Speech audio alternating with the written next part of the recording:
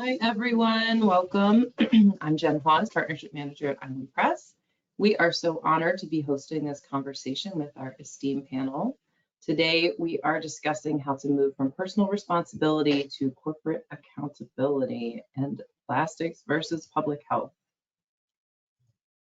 Before we jump in, here's what to expect from today. First, we'll have Judith Ink provide a few opening remarks on the issue of plastic versus people and how we can move from that personal responsibility to the corporate accountability.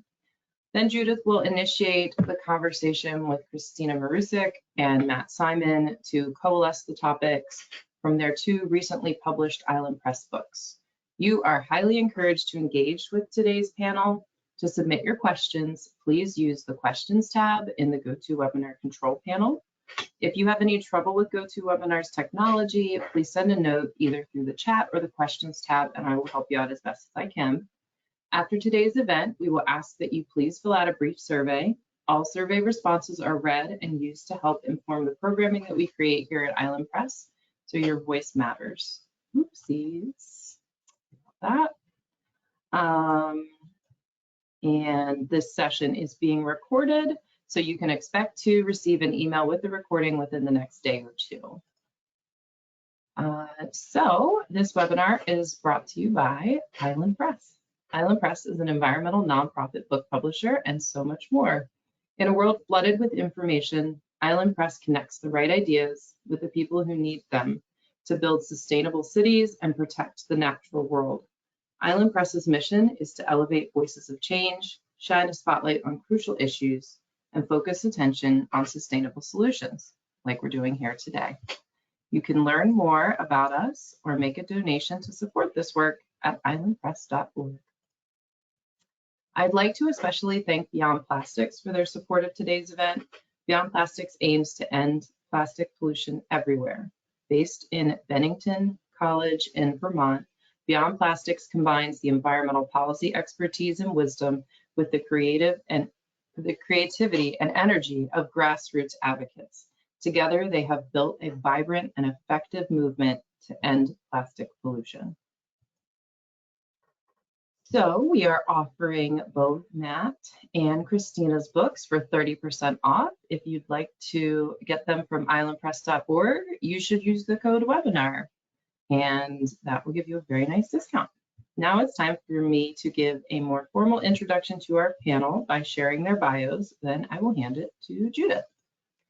So Judith Ink is Senior Fellow and Visiting Faculty Member in the Center for the Advancement of Public Action.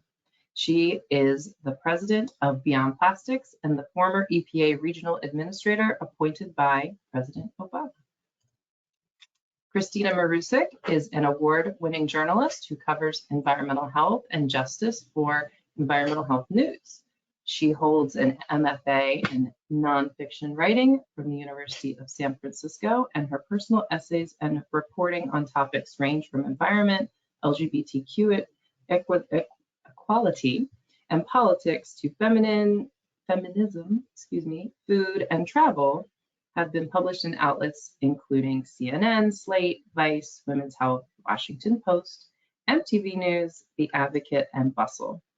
She lives in Pittsburgh with her partner of 10 years and the cutest dog in the world, Moochie. Matt Simon has spent over a decade doing science journalism at Wired magazine. Before writing about plastics, Matt wrote 2 books on strange animals, The Wasp That Brainwashed the Caterpillar and The Plight of the Living Dead. Matt's beat covers a range of topics from robotics and AI to biology and climate change, and of course, microplastics. And with that, I will hand it over to Judith. Thank you so much, Jen. I am really looking forward to this conversation. First of all, I adore Island Press, and I often wonder, what would it be like if every member of Congress read every book published by Island Press? We'd have much stronger environmental and public health policies coming out of Washington. And what a thrill to be with Matt and Christina. These are 2 of the most effective, interesting, provocative science writers in the country, and to have both of them today is a real gift. I'm Judith Hank. I'm the president of Beyond Plastics. I've been asked to just touch a little bit on plastics, and then we'll get into the conversation. I have to admit, I've been concerned about plastics and waste issues for decades. And as mentioned, I served as EPA regional administrator during the Obama administration. And I got most of my best work done at EPA after 5 o'clock, when everyone went home and you could like stop and read and reflect a little bit on the way home on the subway. And one night I'm sitting at my desk and I read a paper that said that business as usual, meaning if we don't change laws and regulations on the plastics front, will mean that by 2025, for every 3 pounds of fish in the ocean, there will be 1 pound of plastic. And that just stopped me in my tracks. The fact that we're turning our ocean into a landfill, and as Matt will discuss, it's not entire, plastic water bottles and plastic bags. It's a lot of microplastics and nanoplastics. And it was one of these moments where you're really struck by what kind of world are we leaving for our kids and our grandchildren? What is the condition of the ocean? So many people depend on the ocean as their major source of protein. The photos of the albatross with plastics in its stomach, it's just really, really compelling. And that's just one part of the plastics issue. Plastics is very much a climate change issue. I was really excited to be in New York City on September 17th, marching with 75,000 of my closest friends in the March Against Fossil Fuels. Plastic is a major contributor to the climate crisis. We'll get into that. Plastics is an environmental justice issue because most plastics are manufactured in low-income communities or communities of color in Louisiana, Texas, Appalachia. And it is a recycling failure. I want to go on the record saying I strongly support recycling. I started my town's recycling program in upstate New York. Keep recycling your metal, glass, paper, cardboard, compost yard waste, and food waste. But the plastics industry has been lying to us for decades, telling us to just toss our single-use plastics into the recycling bin and they will magically get recycled, when in fact only 5 to 6% of plastics in the United States actually gets recycled. And this issue is very much a health issue and it's a toxics issue. I just want to read briefly from Christina's amazing book, A New War on Cancer, where she says that the World Health Organization has determined that more than 100 manufactured chemicals can cause cancer in humans. And the most widely used chemicals have never been tested for safety or toxicity, and fewer than 20% have ever been examined for their potential to harm fetuses, infants, and children. Only 5 hazardous chemicals have been removed from US markets in the past 50 years. Chemical policy in this country is broken. And as a former federal regulator at the EPA, I concur with that. Chemical policy in this country is broken. So I want to ask Christina, what inspired you to write this book? What a giant project, writing a brilliant book like this one. What inspired you? And when you were doing your research as a science writer, what stopped you in your tracks where you were like, oh my gosh, this is really compelling. I need to dig into this a little bit more. For me on plastics, it was 1 pound of plastic for every 3 pounds of fish. But what were your moments? And you're allowed to have more than one. Thank you so much, Judith. My younger sister was diagnosed with thyroid cancer when she was 25 years old. We're 2 years apart, so I was also quite young at the time, and that was really shocking for my whole family and for her. That's very young for a cancer diagnosis. And at the time, her doctors said that thyroid cancer tends to run in families, but no one else in our family had ever had it, and no one has had it since. So her doctor kind of made this offhanded comment that, well, maybe she was exposed to something in the environment that could have raised her cancer risk. And when we asked for more details and more information on that, they really didn't have much to offer. And when we went kind of Googling on our own, we just really couldn't find information. And so we went down this path, as so many people do who get an unexpected cancer diagnosis, of, what caused this? Were there decisions we could have made that might have reduced her risk? And then since I'm also an investigative reporter, I explored this question some in my work too. My sister's doing great. She had her thyroid removed. She went through treatment. She's been in remission for 10 years, and she now has 2 super cute kids who I love being an aunt to. She lives close by. So she was a lucky one. But I did a story, still thinking about those questions, for Environmental Health News, a series of stories about how Pittsburgh and Western Pennsylvania have disproportionately high rates of a handful of cancer types that have strong links to environmental exposures. And it was a 5-part series where I talked to lots of researchers and experts. And the book very directly came out of that series. The series won an award, and I got a nice note from an editor at Island Press saying, "Congrats on this award. Would you be interested in expanding this reporting into a book with a kind of national scope?" But the thing I learned, that kind of like aha moment for me, Judith, was I interviewed a really brilliant epidemiologist and pediatrician when I was writing that series on cancer and the environment in Western Pennsylvania. His name is Dr. Phil Landrigan. And I think actually that section you read might have been from his foreword to my book. So that might actually be his wise words you were quoting from there. But he pointed out that since we started tracking cancer rates in the 1970s, rates of childhood cancer have just been steadily climbing. And that's true in the United States, but it's true at the global level too.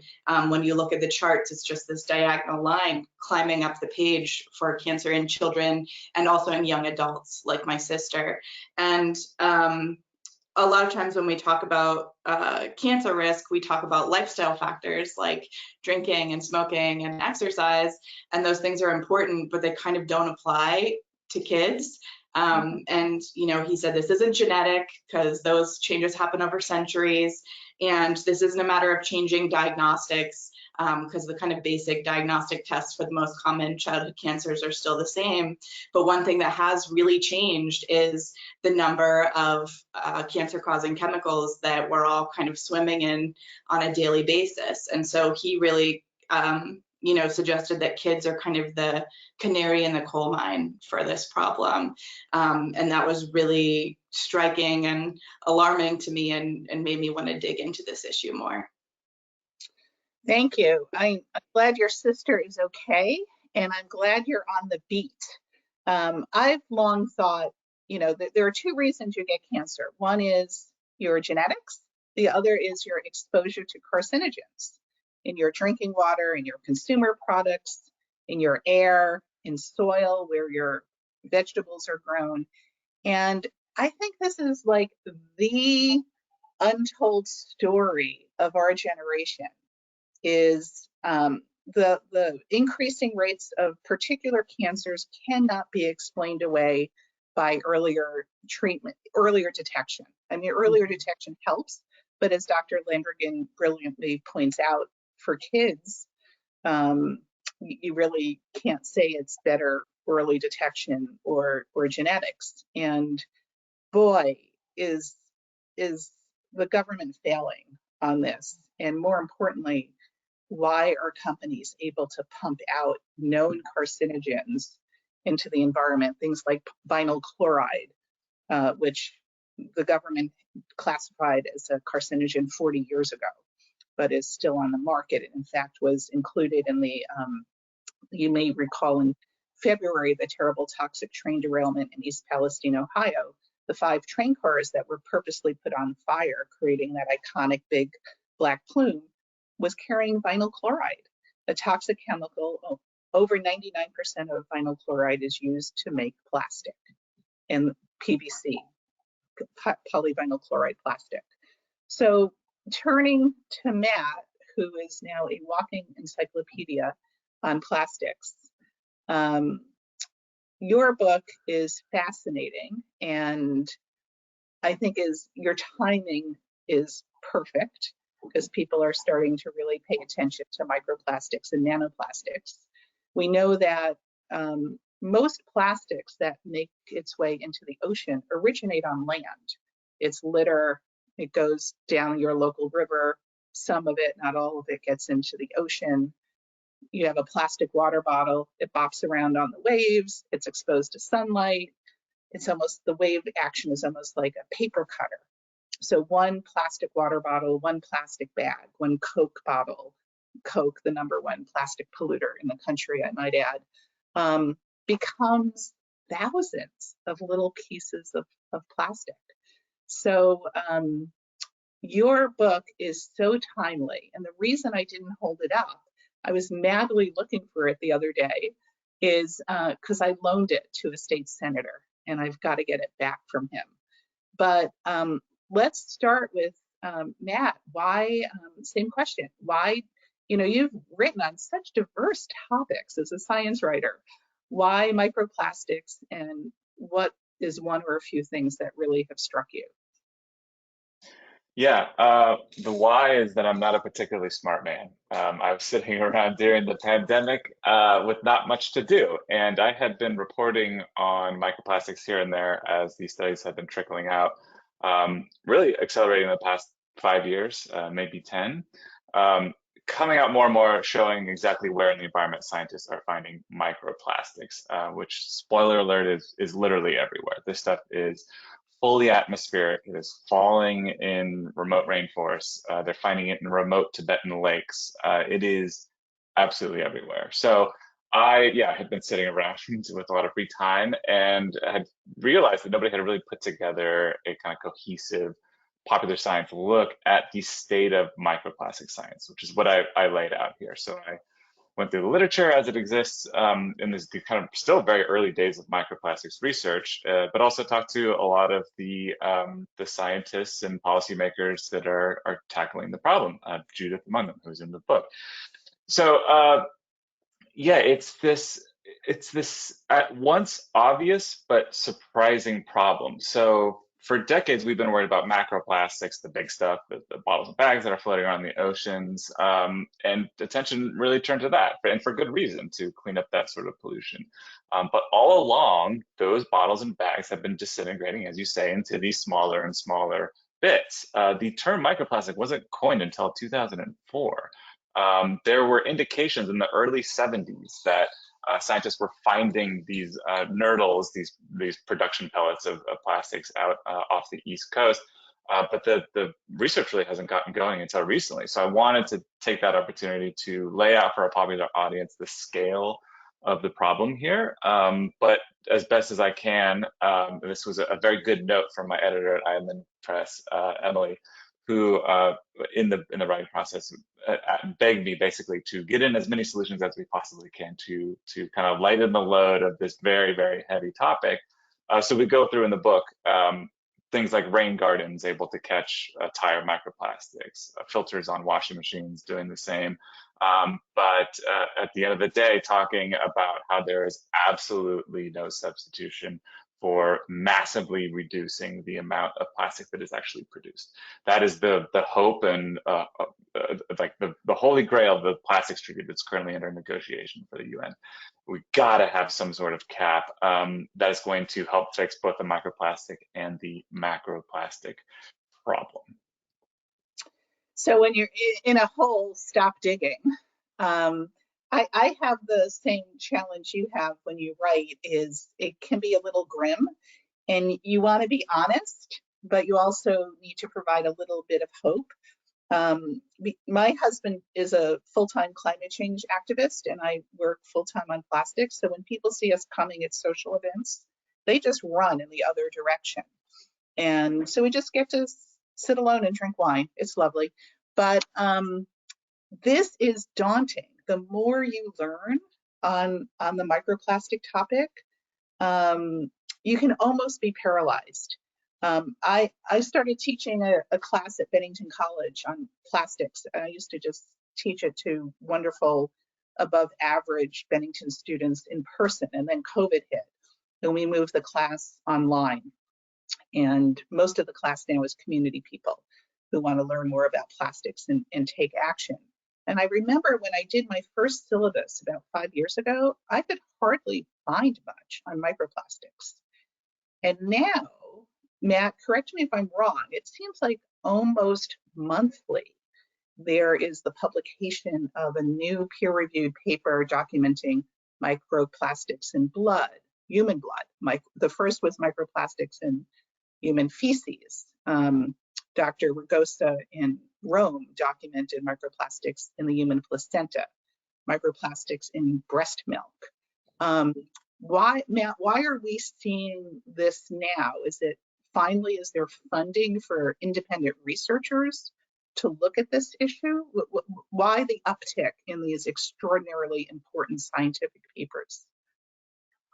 Sure, I talked to a number of scientists for the book who never meant to get into microplastic science. So they were biologists or even geologists that were finding this stuff to be so pervasive in the environment or in the organisms that they're studying that they said, well, I guess I really have no choice now, given the extreme danger of these particles, not only to ecosystems and organisms, but to the climate as well. So like this stuff produces carbon, this stuff is floating around the atmosphere, potentially seeding clouds, these sorts of things. So you are seeing much more funding actually in Europe. Europe is leading the way here, as I'm sure Judith is aware of, as well as Christina, on the human health side of plastics and microplastics in particular. So when you hear about being found in blood, breast milk, placentas, these sorts of things, a lot of that is coming from Europe, who have much more funding. Unfortunately, in the United States, we have a government that is continuing to be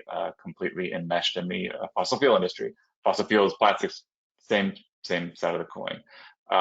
So yes, it's an evolving science, and the kind of the challenge of the book was that I could write it, we send it to publication, a new study comes out, and like I wanted to really include that. Or even like both of you are probably aware that like the study that found that 10,000 chemicals have been used in the production of plastic, a quarter of which are considered to be of concern. A couple of months ago, a new study came out and it's now 13,000.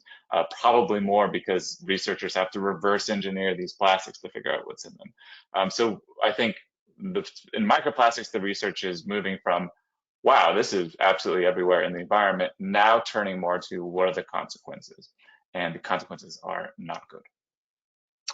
Yeah, I mean, I think of plastic as a collection of chemicals with a little scattering of polymers to make the plastic, a certain mold, a certain function, certain elasticity. But plastics is really a toxic chemical issue, along with being an environmental justice issue, a health issue, an ocean issue. So it's not a single chemical. So Christina, it's a cocktail of chemicals that shift. How do you think state and federal regulators can get to the bottom of this shifting landscape so they can stop basically playing whack-a-mole with different chemicals? The regulators, well-intentioned, wonderful, wonderful people. I loved my colleagues working at EPA, but it was it was not proactive. It was very reactive.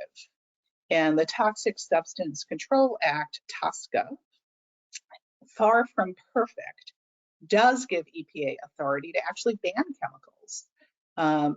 We're involved in pushing the EPA right now to ban vinyl chloride because of the horrible situation in East Palestine, and also because there are alternatives to, a lot of vinyl chloride is used to make PVC plastic, to make gift cards and credit cards, and you can have electronic gift cards, and there's big companies making it from cardboard that's recyclable.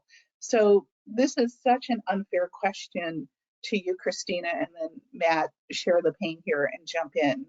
How can regulators address this gigantic issue?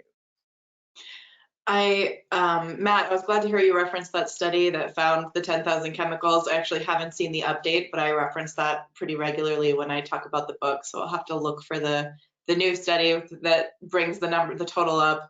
I think, one of the fundamental problems we have with chemical regulation in the United States is that the agencies that are tasked with testing the chemicals that go into consumer goods and regulating them are under-resourced and have been for decades and are understaffed. So, for example, the EPA was directed to create a system for testing and evaluating endocrine disrupting chemicals back in, I think it was like 1996. They made a website about it. Nothing else ever happened. Multiple times in the decades since then, environmental groups and health advocacy groups have brought lawsuits saying, hey, you said you were going to do this and you're mandated to do this by law. You have to do this. And courts ruled in their favor and said, yes, EPA, you have to start evaluating these chemicals for safety, and it just still hasn't happened. The program is just still not off the ground because, well, I don't, Judith might have more insights about exactly why, but my understanding is that the agency is just so under-resourced that they don't have the capacity to do what they're mandated to do by law. So we certainly need to do more testing. There's a lot of uncertainty about the chemicals that are used in plastics and other consumer goods, whether they're safe. We allow a lot of chemicals in consumer goods in the United States that are banned in other parts of the world because of concerns about safety.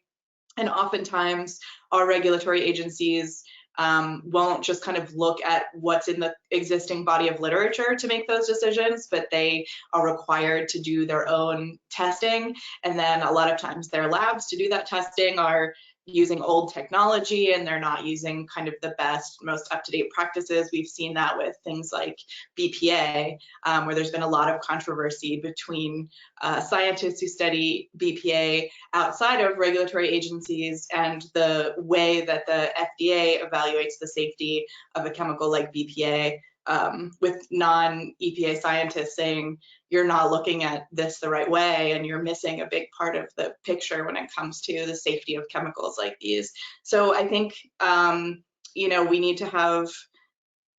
we need a shift in political will that will lead to better funding and support for these agencies. I also think we have a uniquely American kind of anti-regulation sentiment that is less true in other parts of the world that do a better job of regulating these types of things.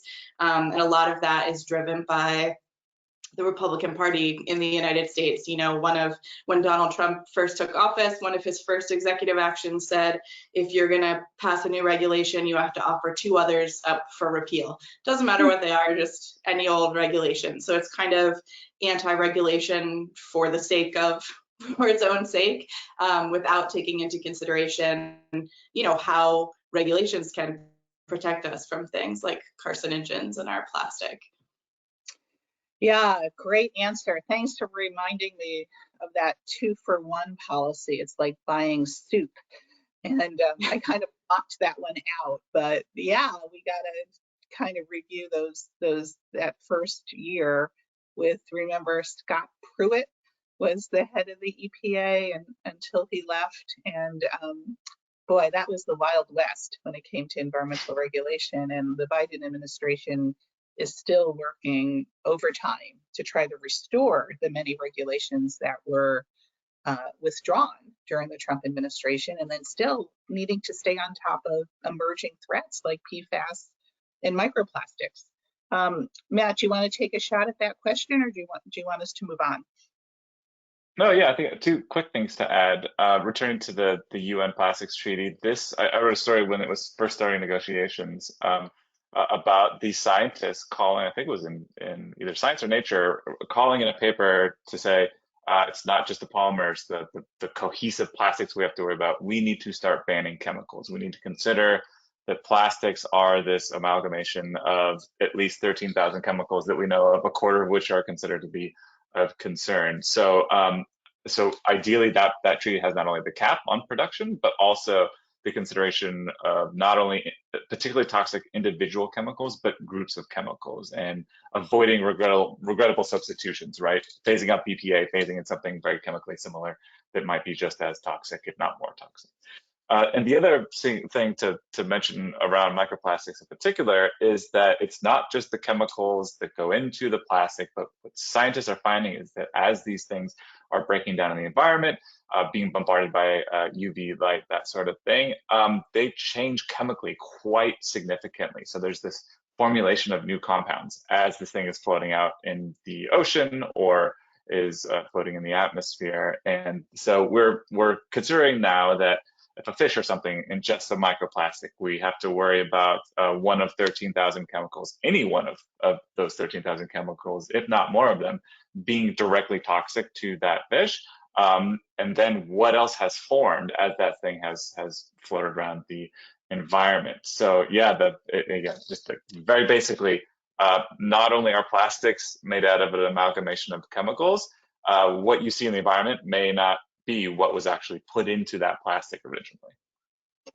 Yeah, I'm glad you mentioned that, because the microplastic issue is not just physically little bits of plastic, it's also the chemical additives. Matt, you've referenced a few times the proposed United Nations plastic treaty. Explain a little bit to our viewers what's going on with the plastics treaty and the meeting coming up in November in Nairobi, and just kind of what's going on. And also, what role is the United States government playing in the treaty, if you care to comment on that? Yeah, not a good one, if you can, from what I hear, if you can imagine. So yes, this is a UN internationally binding treaty setting out to stop plastic pollution. So what came out earlier this month, I wrote a story about it for Wired, you can find online, is a zero draft, which is not anywhere near what's going to be the final treaty. Yeah, zero draft, right? Yeah, right. It's not even like here's what could be tweaked as far as language is concerned. It gives options for different things. Like even the ambition of the document, there's one option to end plastic pollution, and the other one is just to very basically protect human health and the environment from plastic pollution, which is less ambitious. So these are the options on the table for the negotiations, as you mentioned, coming up in November. This will probably extend through 2024 as far as like finalizing a treaty is concerned. Ideally, I talked to a scientist in the story that I published who was saying like this could very well drag on because of less ambitious countries like the United States that has a very big fossil fuel industry and plastics industry. They don't want ambition on this. What we need, again, is this binding, like internationally binding way of reducing the production of plastic, because if one country says, okay, we're getting ambitious, we are cutting production by 75% by 2030, whatever, the plastics industry is going to pick up and go somewhere else, right? So this is a global problem like climate change. We can't let it go the way of the Paris Agreement, which was just countries set their own standards. If you don't meet them, well, that's a bummer, but if you're not like held legally liable, we need much more ambition when it comes to plastic. Thank you for that background. Early on, some environmentalists were saying, you know, this is the Paris Agreement for plastics. I'm like, no, that's not a good thing. If people want more information, go to Center for International Environmental Law, SEAL, their website, and also IPEN.org, which is an international group at the table, really understands the UN process. Just to put a finer point on the role of the United States, there are well over 100 countries that have come together working on the treaty, and they're calling themselves the High Ambition Coalition. And the United States is not part of that. So that's really too bad. Christina, big shift here. We can't leave without you talking about PFAS, for forever chemicals. These substances are becoming more prominent in public consciousness. Let's talk about their health effects and what some governments are or aren't doing in terms of getting a handle on the PFAS problem, which is a whole family of chemicals, not just PFOA and PFOS. Right, so PFAS, which stands for per and polyfluoroalkyl substances, and it's this class of more than 15,000 chemicals that all have similar chemical properties, and most of them haven't been thoroughly studied for safety and health effects, but among the ones that have, they're pretty similar. So researchers who study these chemicals kind of have a hypothesis that they might all carry the same health risks, since they all have this similar chemical structure. And you mentioned that they're sometimes called forever chemicals. That's because they don't break down naturally, so they can accumulate in soil and in water and in plants and animals and in our bodies and cause health problems.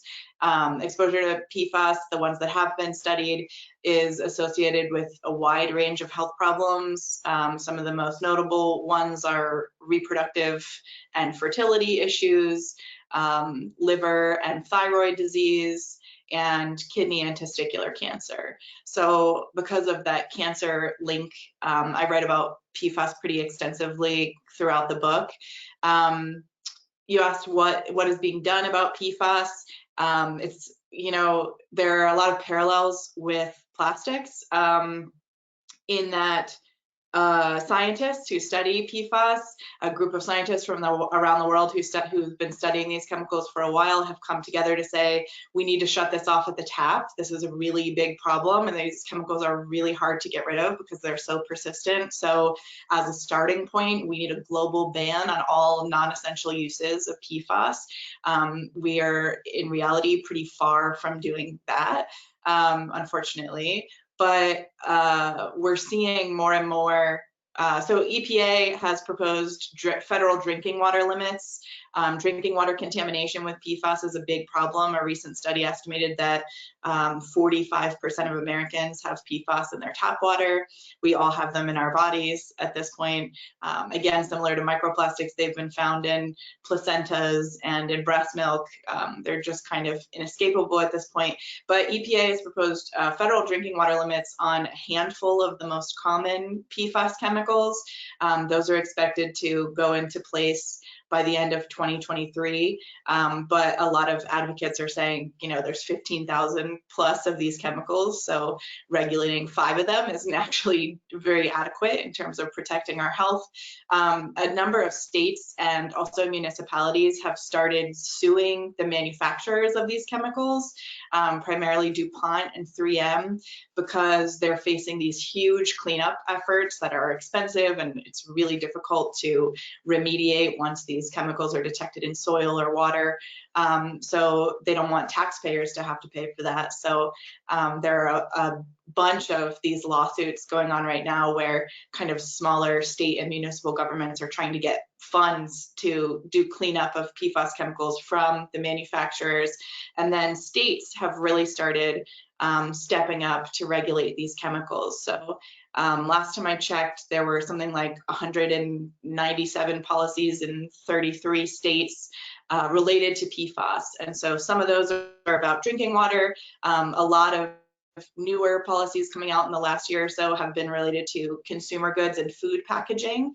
And for the things that are related to consumer goods, some of those state regulations end up sort of standing in for federal regulations. So Washington State passed this really sweeping ban on PFAS in a bunch of consumer products. And it's really tough for manufacturers to make like one set of jackets that they're going to sell to people who live in Washington State and then a different set that they're going to sell to everyone else. So a lot of times those state level bans end up kind of being de facto federal regulations that protect the rest of us too, because it's easier for manufacturers to just comply with Washington State's laws for everything they produce. So right now it's those things are good news, and more and more states are kind of starting to do stuff like that. But right now it's really a patchwork of protections. So you really have a differing level of protection from PFAS based on what part of the country you live in right now, unfortunately. Thank you for that comprehensive response. I'm a believer that the real innovation in regulations and laws comes from the states first. And then if you're lucky, it'll trickle up. It often doesn't, but definitely keep an eye on Washington State. They have adopted some of the most important laws in this arena and led by environmental advocates. There's a group out of Seattle called Toxic Free Future, led by Lori Valeriano and her team, and they are on top of this. And they're the rare group that can take the science and translate it into effective public policy. So I think on PFAS, the action is really more at the state level. So Jen, our lovely friend from who kicked us off, I'm panicking right now because I can't see any questions. Can you? Questions from the audience? I can, yes. So, so sorry, but I will just read if that works, because that'll make it easier. All right. So, as mayor of a very small municipality in Pennsylvania, what kind of policy matters might I and our borough council pursue to address this issue? We also happen to be very close to pharmaceutical companies near rivers and streams. Any connections there? Christina, Matt, you want to take a shot?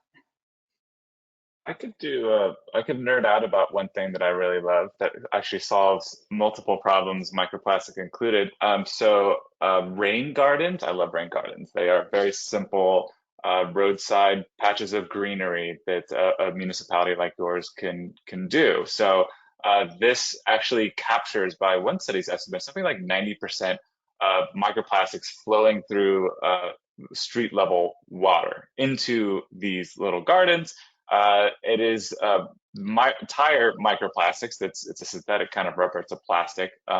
That's one of the major sources of microplastic into the environment. And speaking of actually Washington State, one of the first studies to find harm from microplastics found that these tire microplastics are killing off salmon in massive numbers in that state.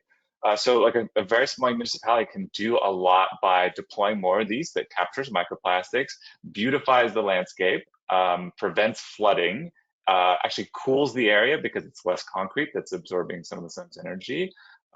So I think that's like, it's these seemingly little things that I talk about in the book that actually can add to something big. And I think what's so powerful about Christina's book as well is just like individuals, even if it's a small municipality, can really affect change here. We're up against very big corporations, very powerful ones, but there's actually a lot that we can do. I've got a quick response, but Christina, would you like to weigh in on this? What can be done in a small Pennsylvania community? I love those ideas from Matt. The only thing I would add is that we've seen an increasing number of small municipalities doing things like banning the use of pesticides in public parks and public spaces. Pesticides are a really primary risk factor for childhood cancer. They're bad for our pets, they're bad for us. So if you have the ability, capacity to initiate some work related to pesticides in public spaces, that can be also make a big impact. Great. And Madam Mayor or Mr. Mayor, what I would suggest also is local laws that actually reduce plastic. There's a small town in Pennsylvania that recently adopted a ban on plastic bags at the retail level. And you might think, oh, that's just one small town. In that small town is King of Prussia Mall, which I love the name of it. And it's the largest mall in the United States in terms of square footage. So the King of Prussia Mall will no longer be able to hand out plastic bags at the checkout. And the great hope is that people bring reusable bags. If you go to the website beyondplastics.org, we have a number of model bills that you can tackle at the local level: plastic bag ban, plastic straws only upon request, banning polystyrene foam food containers, which contains the carcinogen styrene, ban the intentional release of balloons. And then another policy that's really gaining momentum is called Skip the Stuff. During COVID, we tried to support local restaurants and get takeout food. I was not a good participant in that because I didn't want all the single-use packaging that came with it. And plus where I live, there are really not many restaurants. So I failed at that task. But often you'll get takeout food and you'll say, I don't need the straw, I don't need the utensils, and it always comes. So New York City, Los Angeles, Seattle, Westchester County, and countless other places have adopted skip the stuff. So you do not get the utensils, the straws, the napkins, unless you affirmatively ask for it.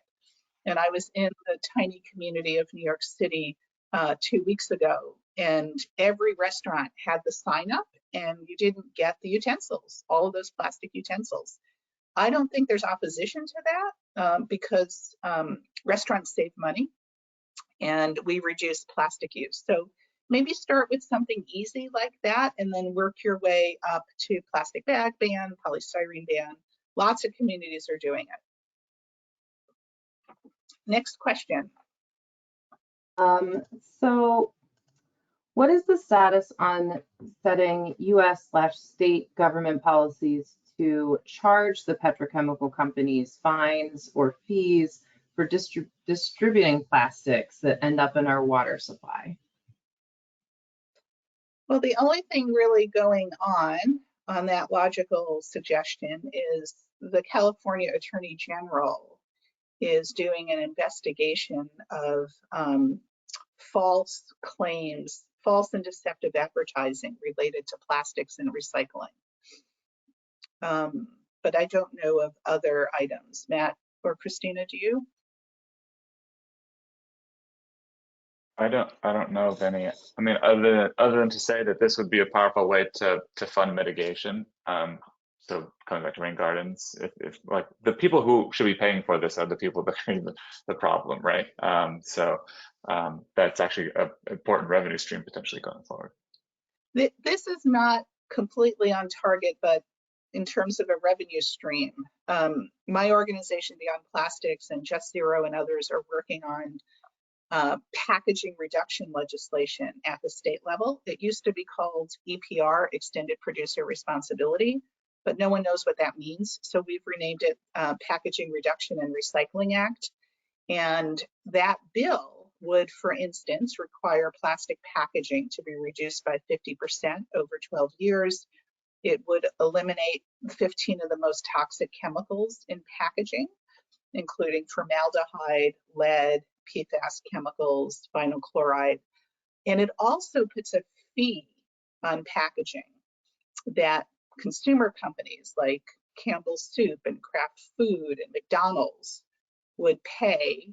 And that fee would be used to fund local recycling and hopefully waste reduction, meaning refill, reuse programs.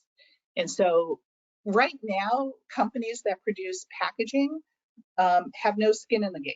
You're sitting there at Tropicana and you're like, oh, what's really colorful? And I don't care if there's antimony in the plastic. Let's just get it on the shelf. And their responsibility ends.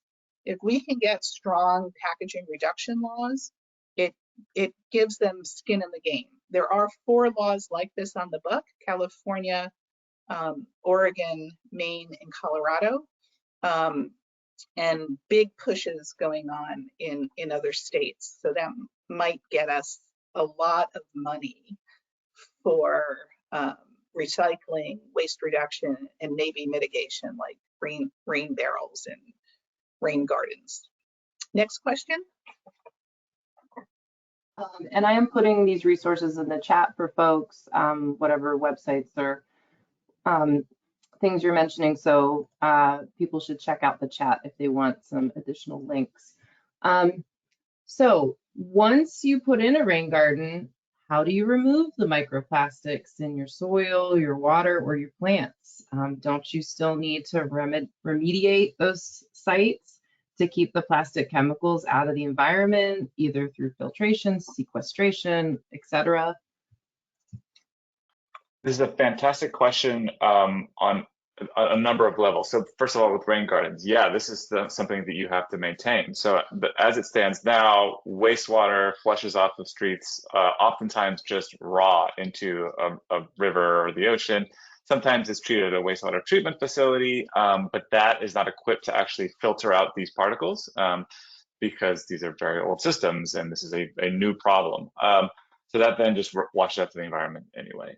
So yes, you do need to maintain these water gardens on a number of levels. You have to keep the plants alive, for one, but you're getting at something that's actually a much bigger issue in microplastics. So when you consider something like microfiber filters for washing machines, we need ways not only to capture those fibers, but to properly dispose of them. This is a major problem right now. We need to treat microplastics as toxic waste. So I have one of these filters on my washing machine at home. It's like a replaceable filter that gathers up the fibers. I send it back to the company. They're trying to turn it into like home installation, these sorts of things. That's not an ideal situation though, right? Because it costs emissions to send that back on a plane to wherever it's going. So you're hitting on something that's actually, it's a hidden problem, but it's a huge one. We need to capture these particles, but also safely dispose of them as toxic waste.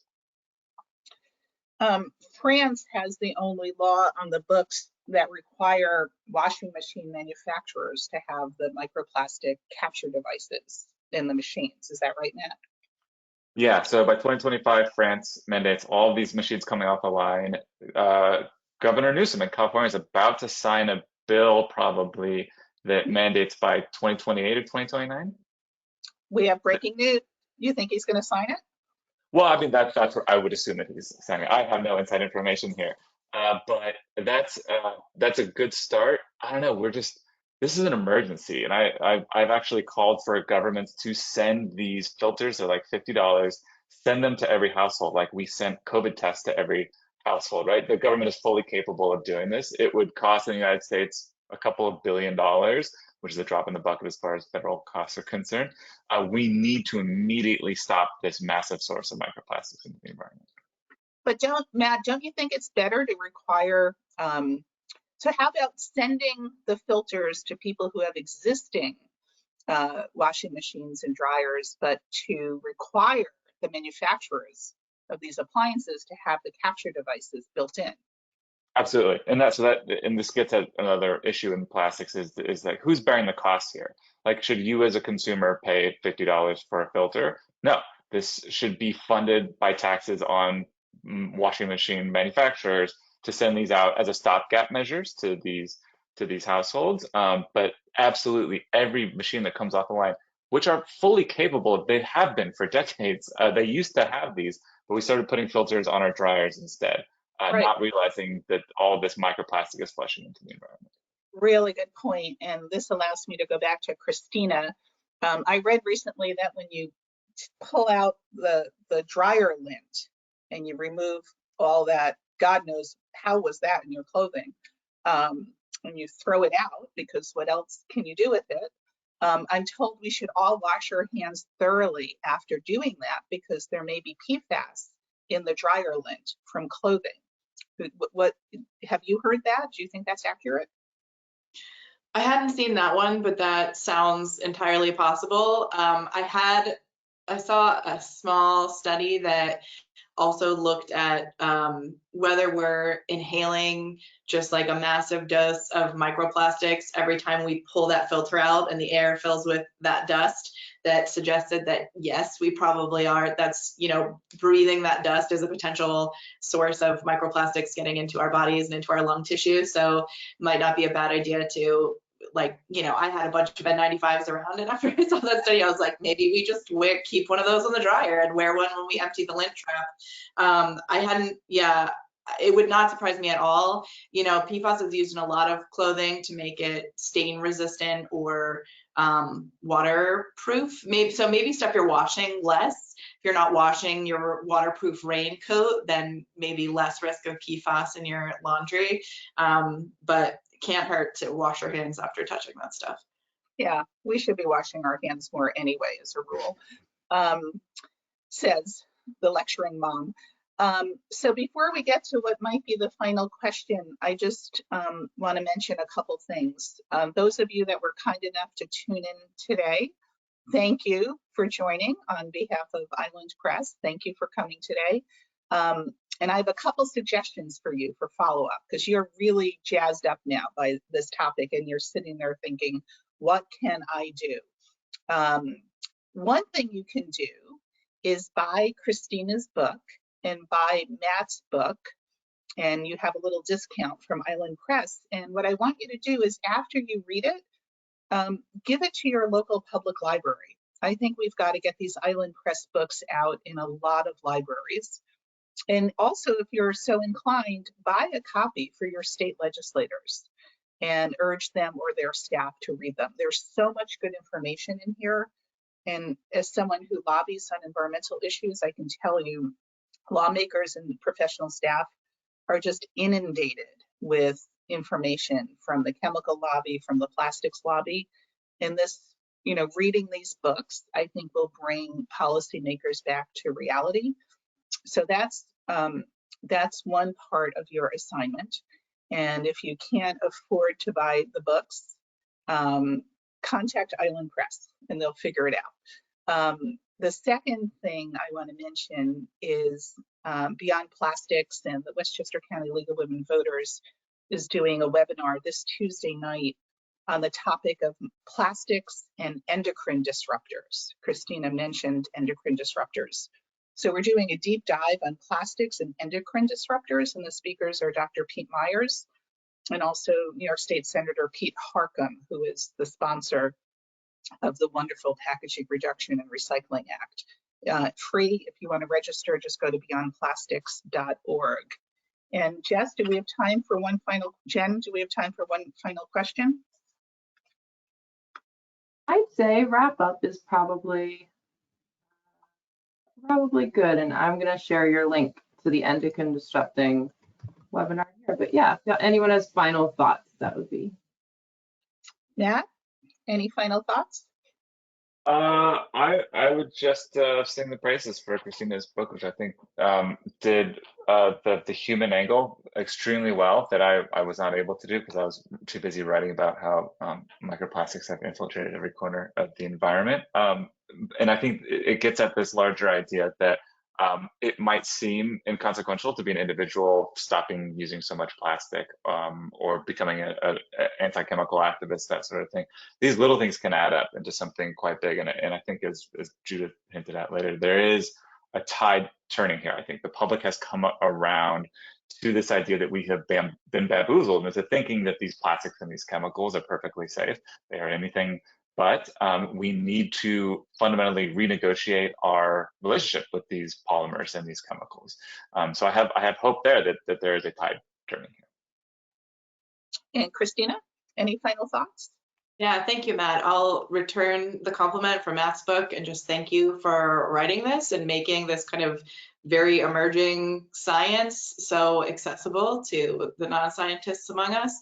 And also thank you for including solutions, and we'll thank Emily at Island Press for that too. She really pushed me in that direction too. I do think, learning about these topics can feel kind of overwhelming and despair-inducing, but when you start focusing on the solutions that are available and the people who are pushing to advance them, for me, at least, that makes me feel a lot more optimistic and hopeful. It makes me want to figure out what I can do and how I can get involved. And so I hope that reading books like Matt's and like mine help folks feel the same way and find ways to get involved. So remember the subheading here. It's a new war on cancer, but the subheading is Unlikely Heroes, Revolutionizing Prevention. This is an amazing book. So I want to close by thanking Jen and the Island Press for organizing this. I think this was a really good pairing of these two science writers, Christina and Nat. It's like a fine white wine and fish with no microplastics in it. Perfect pairing of you two, and hope to see more of you out in webinar world. Thank you all for tuning in today. Everyone, we so appreciate your time and joining us, and we'll send the recording soon. Please fill out your survey as you exit. Bye-bye. Thanks, everyone.